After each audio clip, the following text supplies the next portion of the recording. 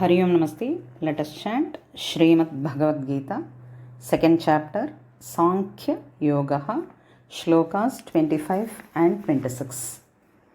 Avyaktoyam achintyoyam avikaryo yamuchyate tasmadevam viditvainam nanu shochitu marhasi athachainam nityajatam nityam va మన్యసే మృతం తథాపి త్వం మహాబాహో నైవం శోచితుమర్హసి.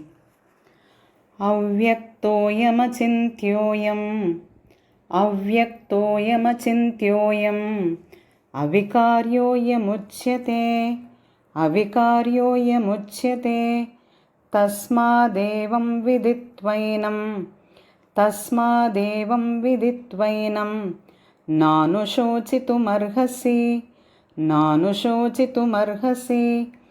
అథ చైనం నిత్యజాతం అథ చైనం నిత్యజాతం నిత్యం వా మన్యసే మృతం నిత్యం వా మన్యసే మృతం తథాపి త్వం మహాబాహో తథాపి త్వం మహాబాహో నైవం శోచితుమర్హసి నైవం శోచితుమర్హసి. హరి ఓం.